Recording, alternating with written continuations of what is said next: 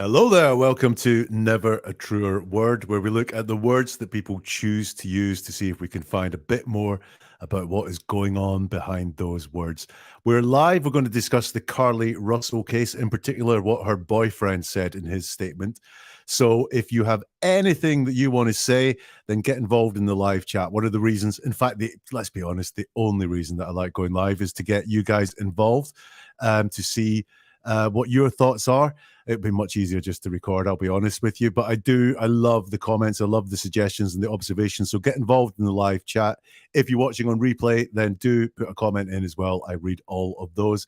And if you get something from this video, if you think it's worth sharing, please do share it on your social media, share with the wider community, or the very least you could do, hit that like button. And that will all help spread the word.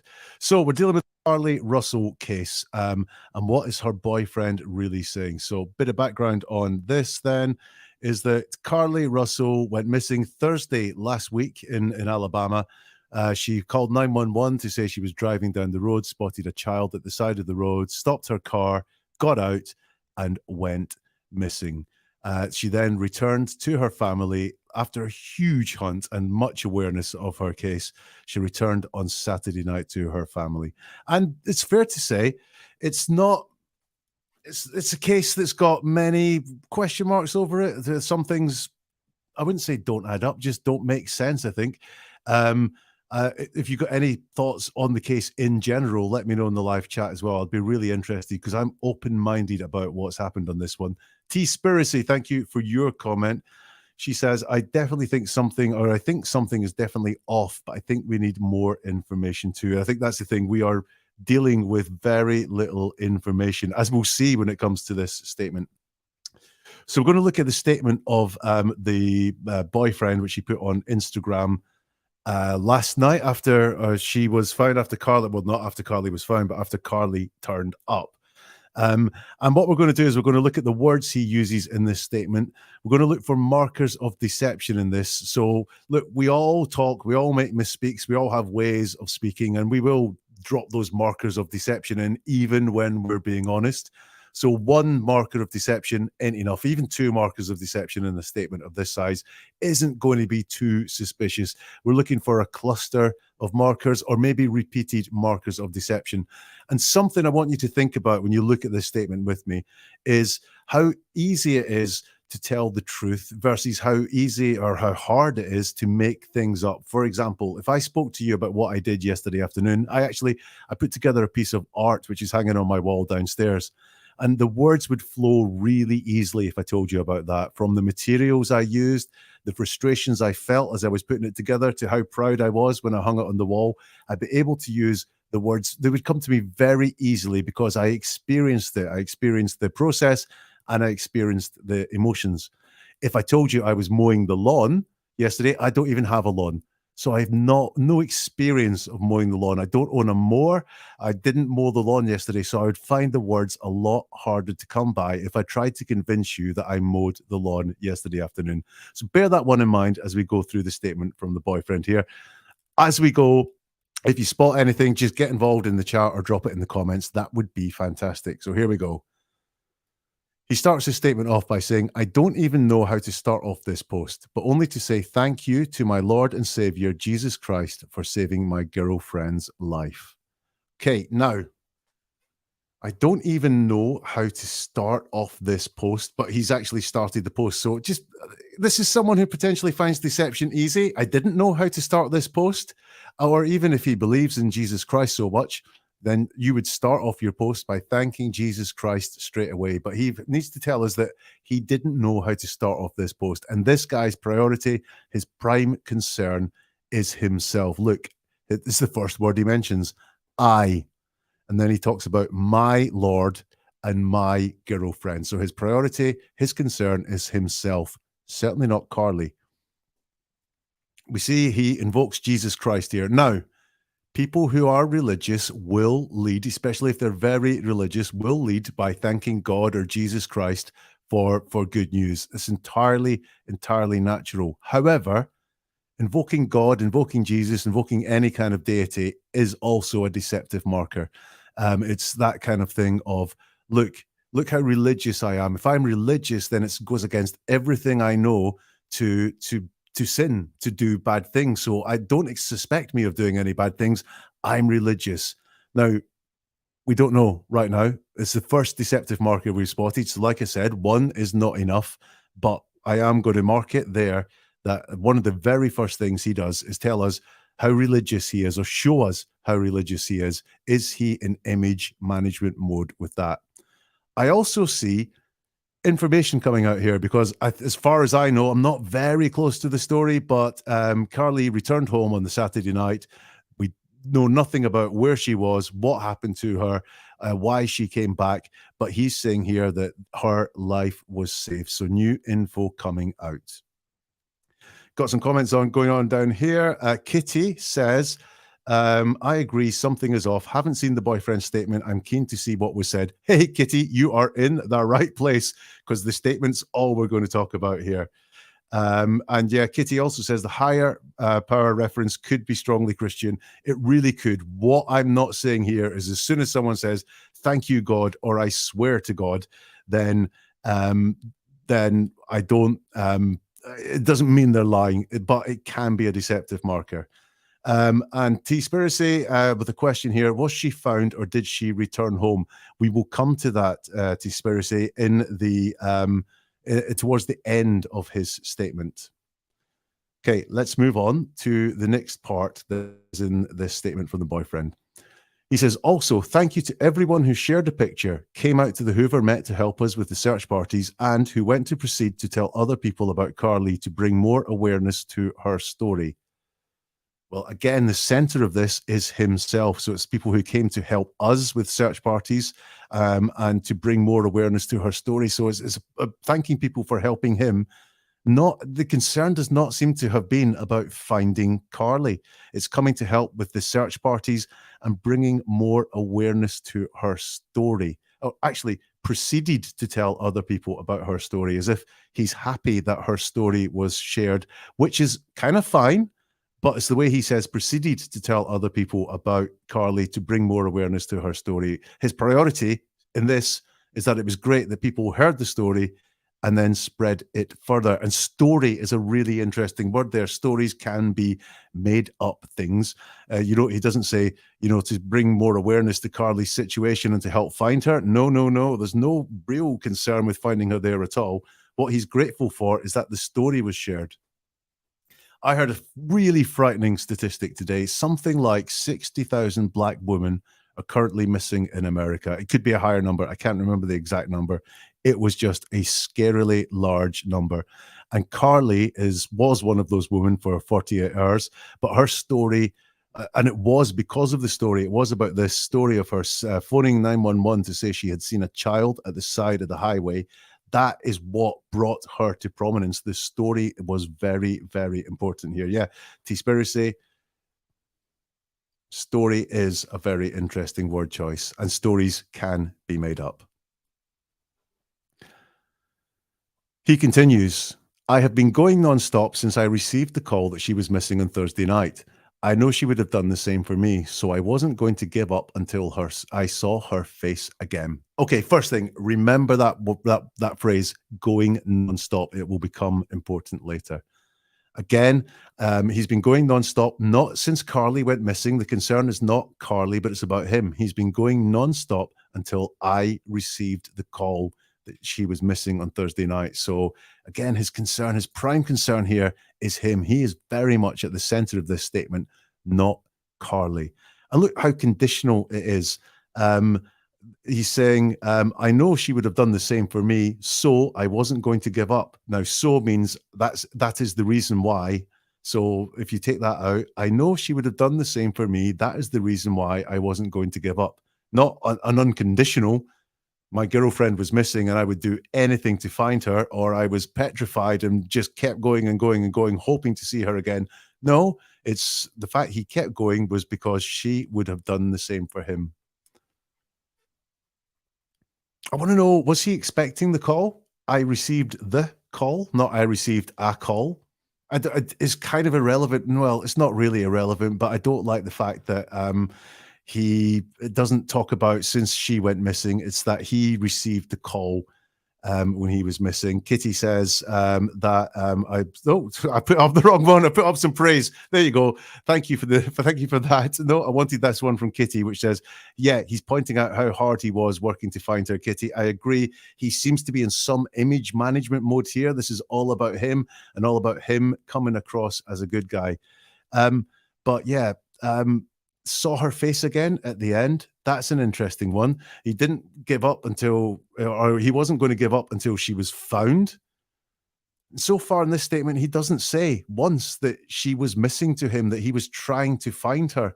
He just wanted to see her face again, which is, yeah, it's really interesting. Did he know he was going to see her? Did he know he was going to see her face again? And again, it's all about him. It's not, I wasn't going to give up until I found her. It's about him. I wasn't going to give up until I saw her face again. He goes on, I was straight tunnel vision. Even when I would get on my social media on my downtime and see some of the false allegations and assumptions about me having something to do with her abduction would have discouraged me at times, but I didn't give up and kept my faith. So straight tunnel vision, add that to going nonstop from the previous part of the statement. He doesn't say what he was doing nonstop, and he doesn't say what he was straight tunnel vision about. Remember me talking about mowing the lawn, how I wouldn't have the real words to tell you fluently how I mowed the lawn yesterday? Is this what we're seeing here? Is this why he can't say what he was doing nonstop? Is this why he can't say what he had tunnel vision about? And then he mentions downtime. So previously, he's told us how hard he was working non-stop. He had straight tunnel vision, but then he had downtime to look at social media. Well, which is true? Which is true? Was he working non-stop with straight tunnel vision, or did he have downtime to go on social media? And then he says that the allegations, the false allegations and assumptions would have discouraged him at times. Discouraged him from what? If Carlee was missing, if he's trying to find her, why would false allegations and assumptions on social media discourage him? Because he knows they're false. So why would he be discouraged by these? In fact, wouldn't he be more likely to make him try even harder to prove all this wrong? I could get if he was angered by them. I could get if he was annoyed by them. I could get if he was hacked off about all these false allegations and assumptions that he saw in his downtime when he was working nonstop with tunnel vision. But discouraged, very interesting word choice there. We've got Helen coming in here who says, whoa, where did the abduction suddenly come from? She was missing before. Again, Helen, I said at the beginning of the video that he's giving us information we haven't heard before. It could be true or it could be something else. But yeah, he does mention it was an abduction, but he doesn't go into very many details about what happened to her at all. They kind of come out in the words that he is saying.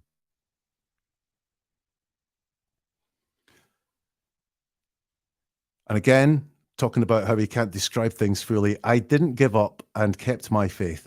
I didn't give up doing what? Kept my faith in what? Now, we all use shorthand phrases at times, but he's really regularly here telling us nonstop, tunnel vision, didn't give up, kept my faith, but he doesn't say in what. He doesn't say what he's doing.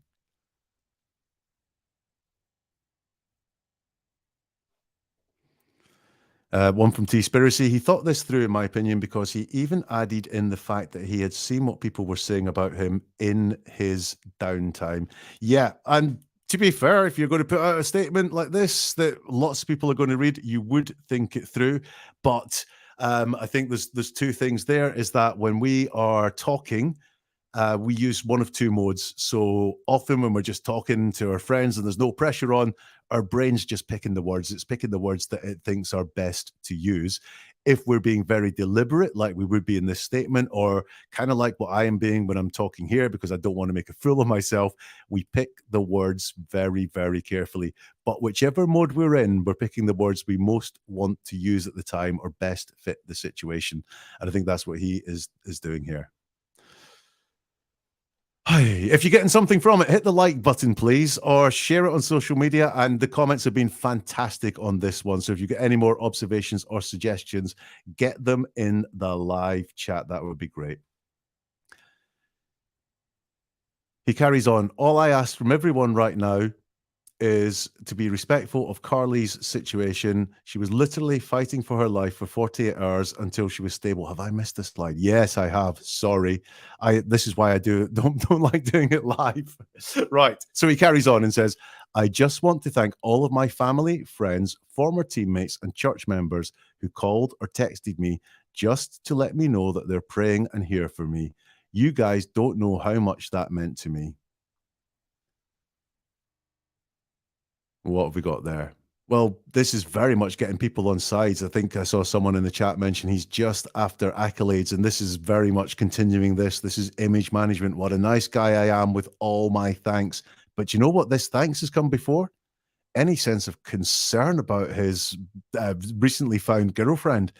No, he's getting family, friends, former teammates, church members. He's getting them on side, being gracious to them.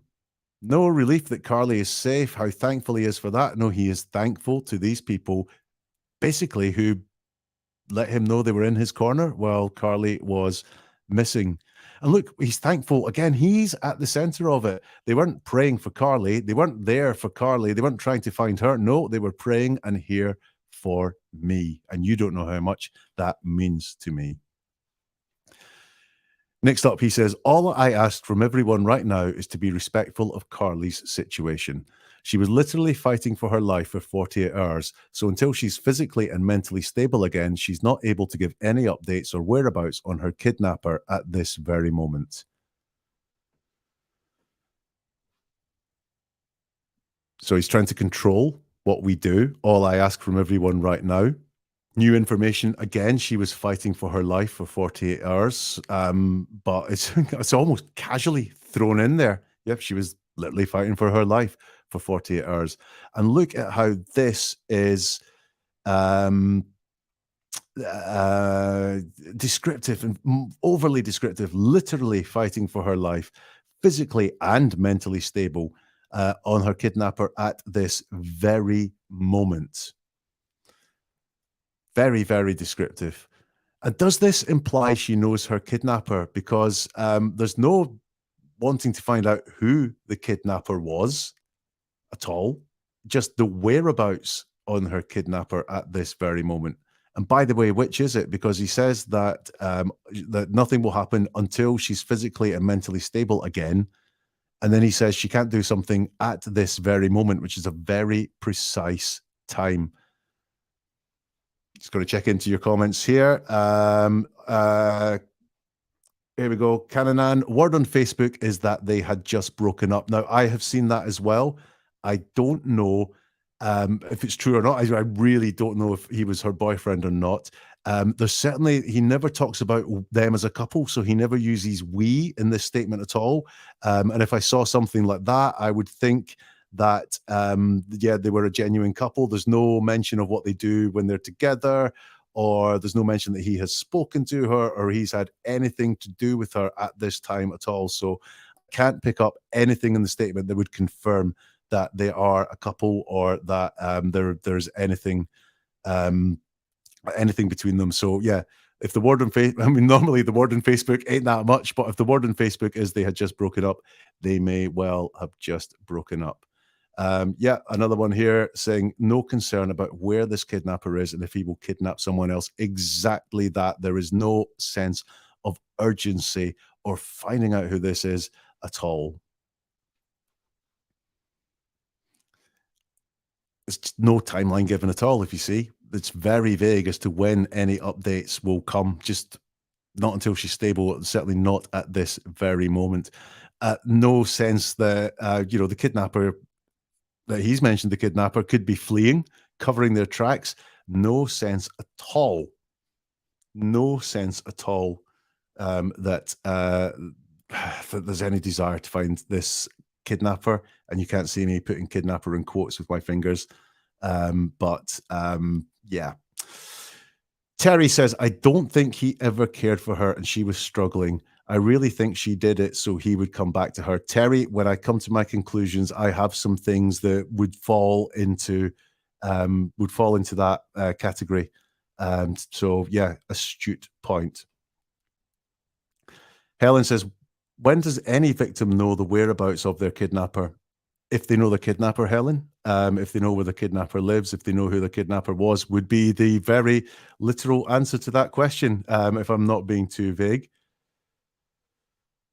T-Spiracy, this is what my buddy Chase Hughes calls the case of the missing perpetrator. Oh, yes, I agree with that one. He's back to thanking in the next part of the statement. He wants to thank the people on social media who has been understanding and respectful about what she's been through in these past few days. Interesting, because at the time of this, and certainly now even, I don't think anyone knows what she's been through, but it's implicit that he knows what she's been through there. He has a lot of info, and we've seen it before. She was fighting for her life. She's seen abduction. Her life has been saved. These things could all be true, but he doesn't really share what he knows at all. He finishes off by saying, once again, I can't thank you guys enough for helping us bring Carlee home. God bless you all. And that is the statement. I've got some more to say about that statement, but now is the time to get any comments or questions in before this video wraps up. I always like to look at a statement and then say, what's missing? What was there? And I'll tell you what was missing. I didn't make an observation on the last one. I can't thank you guys enough for helping us bring Carlee home. Someone mentioned that, helping us bring Carlee home. Well, these thanks people for believing in them on social media and praying. How did any of that help us bring Carlee home? And who is the us that brought Carlee home? I'm told I read she just turned up, but I wasn't there. I don't know what's happened. But according to him, us, which would include he, brings Carlee home.